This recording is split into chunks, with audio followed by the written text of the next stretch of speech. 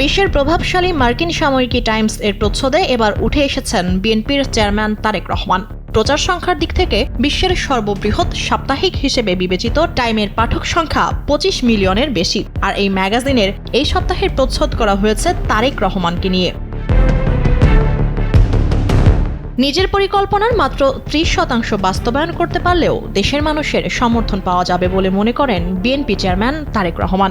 যুক্তরাষ্ট্রভিত্তিক সংবাদ মাধ্যম টাইম ম্যাগাজিনকে দেওয়া এক সাক্ষাৎকারে এই আত্মবিশ্বাস তুলে ধরেন তিনি। মনে রাখবেন, we have a plan, we have a plan.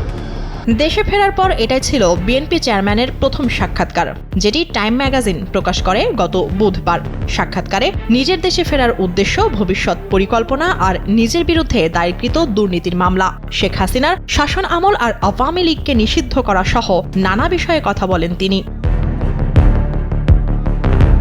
Time ম্যাগাজিনের প্রতিবেদনে তারেক রহমানকে এমন একজন নেতা হিসেবে চিত্রায়িত করা হয়েছে যিনি রাজকীয় উত্তরসূরি হওয়া সত্ত্বেও দীর্ঘ নির্বাসনে থেকে নিজেকে নতুনভাবে গড়ে তোলার চেষ্টা করেছেন। তিনি এখন কেবল একটি দলের নেতাই নন, বরং তিনি হয়ে উঠেছেন পরিবর্তনের রূপকার। ঢাকার দেয়ালে দেয়ালে আঁকা গ্রাফিতির মতো তিনিও বলছেন, এটি এক নতুন বাংলাদেশ, যেখানে বিচার বিভাগ হবে স্বাধীন আর সাধারণ মানুষের রাজনৈতিক অধিকার থাকবে সুরক্ষিত। টাইমের সঙ্গে একান্ত সাক্ষাৎকারে তারেক রহমান বলেন, দায়িত্ব এড়িয়ে যাওয়ার কোনো সুযোগ নেই। দেশের মানুষ তাকে যে আস্থা দিয়েছে সেটাই তার রাজনীতিতে থাকার প্রধান কারণ। তিনি স্পষ্ট করে বলেন, শুধু পারিবারিক পরিচয়ের কারণে রাজনীতিতে নেই, বরং দলের সমর্থকরাই তাকে সামনে এনেছে। আজ আমি আমার প্রিয় মাতৃভূমিতে ফিরে আসতে পেরেছি আপনাদের দোয়ায়। প্রতিবেদনে উল্লেখ করা হয়, আসন্ন ১২ ফেব্রুয়ারির জাতীয় নির্বাচনে তারেক রহমান পরিষ্কারভাবে এগিয়ে থাকা প্রার্থী। সাম্প্রতিক জনমত জরিপ অনুযায়ী তার নেতৃত্বাধীন বিএনপির প্রতি প্রায় ৭০% ভোটারের সমর্থন রয়েছে, যেখানে নিকটতম প্রতিদ্বন্দ্বী জামায়াতে ইসলামীর জনসমর্থন রয়েছে মাত্র ১৯%। তবে একই সঙ্গে উঠে এসেছে উদ্বেগও। বিএনপি বাংলাদেশের ক্ষমতায় থাকাকালে তারেক রহমানের বিরুদ্ধে ওঠা সব ধরনের অভিযোগের বিষয়েও কথা বলেছেন তিনি।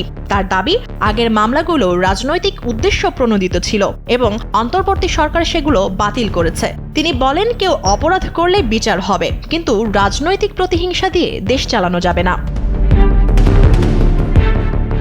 টাইম ম্যাগাজিনের প্রায় ৩৩০০ শব্দের বিশাল প্রতিবেদনে বাংলাদেশের সামগ্রিক পরিস্থিতিও বিশ্লেষণ করা হয়েছে। উচ্চ মূল্যস্ফীতি, টাকার দুর্বল মান, বৈদেশিক মুদ্রার রিজার্ভ সংকট এবং যুব বেকারত্ব বড় চ্যালেঞ্জ হিসেবে চিহ্নিত করা হয়েছে। প্রতি বছর প্রায় ২০ লাখ তরুণ কর্মবাজারে প্রবেশ করলেও সেই অনুপাতে কর্মসংস্থান সৃষ্টি হচ্ছে না। এই বিষয়টি তারেক রহমানের জন্য বড় পরীক্ষা বলেও উল্লেখ করেছে টাইম। দেশে ফেরার পর থেকে নিজের বিভিন্ন পরিকল্পনার কথা তুলে ধরছেন তারেক রহমান। তিনি ১২,০০০ মাইল খাল খননের কথা বলেছেন, ভূমি অবক্ষয় রোধে বছরে ৫ কোটি গাছ লাগানো, ঢাকায় ৫০টি উন্মুক্ত সবুজ স্থান গড়ে তোলা, বর্জ্য থেকে বিদ্যুৎ উৎপাদন করা, প্রবাসী শ্রমিকদের দক্ষতা বাড়াতে কারিগরি কলেজ পুনর্গঠন এবং ফ্যামিলি কার্ড আর কৃষক কার্ড প্রণয়ন সহ নানা পরিকল্পনার কথা বলেছেন ওই বিশেষ সাক্ষাৎকারে। এইরকম একটি ফ্যামিলি কার্ড নামে একটি কার্ড দিব, এই ফ্যামিলি কার্ড তো দিলাম, কিন্তু লাভটা কি হলো তাহলে আপনার? টাইম ম্যাগাজিনকে তিনি বলেন, আমি যা যা পরিকল্পনা করেছি তার মাত্র ৩০% যদি বাস্তবায়ন করতে পারি তাহলে আমি নিশ্চিত দেশের মানুষ আমাকে সমর্থন দেবে। সাক্ষাৎকারে লন্ডনে কাটানো সময় নিয়েও স্মৃতিচারণ করেন তারেক রহমান। তিনি বলেন, লন্ডনে তার পছন্দের কাজ ছিল রিচমন্ড পার্কে ঘুরে বেড়ানো, চিন্তায় ডুবে থাকা কিংবা ইতিহাসের বই পড়া। তার প্রিয় cinema air force one. BNP chairman বলেন, আমি সম্ভবত ৮ বার সিনেমাটি দেখেছি। প্রতিবেদনে শেখ হাসিনাকে স্বৈরাচারী উল্লেখ করে তার পতনের পর বাংলাদেশের রাজনৈতিক রূপান্তর, ছাত্র আন্দোলন, আইনশৃঙ্খলা পরিস্থিতির অবনতি এবং ইসলামপন্থী রাজনীতির উত্থান নিয়েও বিস্তারিত আলোকপাত করা হয়েছে।